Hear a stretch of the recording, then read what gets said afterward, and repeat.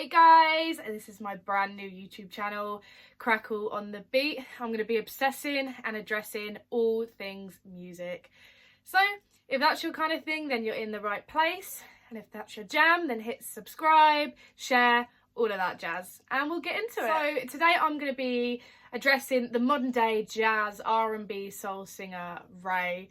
The modern day somewhat straight-edged Amy Winehouse, if you will, or that's kind of how I like to see her.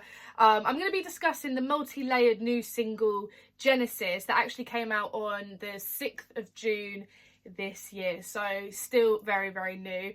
This single is following her recent album, the 21st Century Blues, which actually came out in February of this year as well. So we'll get straight into that. Raye has really captured the hearts of many fans as of recent, especially after winning 6 Brit Awards, which was insane. It was her night. It was all about Raye, to be honest. She's been very, very vocal as well on her decision to leave past record labels and start to take a more independent route with her music. And she's really, really reaped the benefits of it.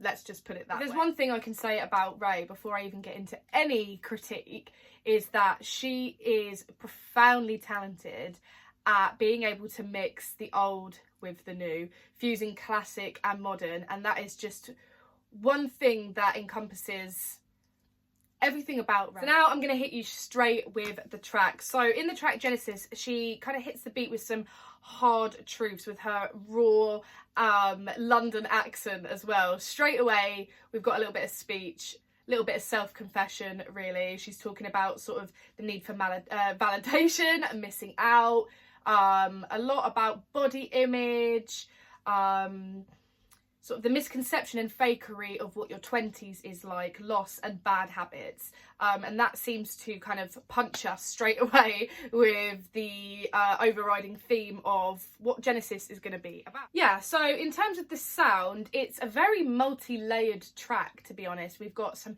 hip-hoppy sort of kick drums. We've got some of the melodies are quite poppy as well. It's also very bluesy and jazzy, and this is all just in one song. So that kind of says it all about Raye, really, is that she's very in touch with the retro nostalgia, but also very, very on trend as well. So staying on the topic of sound, midway through the track, it breaks into this almost completely it's very jazzy. It just breaks into this complete jazz breakdown. And Raye has proven that her vocal gymnastic ability knows no bounds. She has a very fruity vibrato. I don't really know how else to describe it, but fruity is what I get from it when I hear Raye's falsetto and her vibrato. It is beautiful, and if you haven't listened to it already, just listen to her flexing her vocals on some of her live shows. It's incredible. She's been able to grasp the ability to capture what was and what is now without leaning too heavily into one more than the other. And now I really want to get into sort of the lyrical, I want to dissect the lyrical element of Genesis. And the track in particular, it seems like a confession track, talking about pills, lost friends, sinning. That's kind of like one of the biggest themes that come up in it a lot. And a lot of, I would say Genesis seems to be a lot of a darker track there in comparison to a lot of the other tracks that she has brought out before, which have all been quite heartfelt. This one's a little bit more kind of like, I've got something to say and you're going to listen to me now. So although Raye is stunning and sultry, and she kind of comes across as prim and proper in her appearance, Genesis does really well to sort of prove that wrong. It's almost like she's letting the audience see into like sort of the underbelly of what goes into making a successful artist, all the like scratching the surface of what it really means, you know, like yes, I might look like this and I might sing like that, but this is what's going on in the background, you know. It's very open and honest track, which, yeah, I think is great. I feel like up until sort of recently, Raye has felt like she's had to keep up appearances in many, many different situations with her previous label, the way she looks, everything. And Genesis is almost like a kick in the face to all of that. And she's just like, here, this is me, without all of the fluff. Mention, there's this incredibly catchy line when, it's like the main part of the song where she goes, I'm a sad little sinner in the mirror. And it is so catchy, and I can't, when I listened to it, I was repeating it to myself, like every 5 minutes. Really catchy, and that is what makes a great song, really, you know, something that is memorable, something that someone can't get out of their head, something that everyone's going to remember, and, you know, just a great rhyming scheme throughout. Genesis almost feels like she's writing a letter to herself that she wants us all to hear as well. Almost like an artistic way of making a confession without having to, like, talk about it in an interview or make it too serious, you know?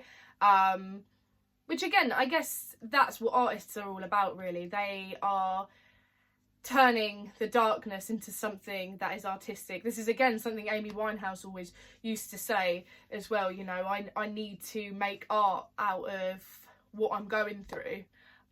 Not in so many words, but yeah, pretty much. It kind of seems like her official song to say, please don't be fooled. I'm not perfect. This is who I really am, and this is really what's happening. So now we're going to get down to the critiques. And in terms of critiques, I do think that although Raye has made huge leaps in taking her independence and her style like further than she's ever taken it before, she definitely still has quite a long way to go in fully establishing exactly who she is as an artist, in my opinion. I feel like she's very close to that, for being only 26 as well. But I do feel like, you know, that part in the song where she breaks down into scat and jazz, I kind of feel if it felt a little bit unnecessary. It felt a little bit like, oh, I better add this part of the song in because this is kind of my thing and I kind of have to. Whereas I feel like the song would have still had the same impact had she had not done that. And I feel as if, in my opinion, that the whole jazz scat thing, as great as it is and classic as it is, it could very easily become quite redundant. So in summary, I do think Raye has a vision, exactly where she wants to take her music. I just think she's still figuring out how to do that in the most unique way possible, and I really don't think she's far off. I think she's got a really great future ahead in music. I'm actually going to be seeing her at Reading Festival, so maybe I'll do a little follow-up of like a live concert review. Maybe. So watch this space. I would give this track a good 6.5 out of 10. It's really great. It's a little bit kind of dramatic and a little bit it's a little bit overkill. It's a little bit too packed out and a little bit too multi-layered to just sort of casually sit and listen to.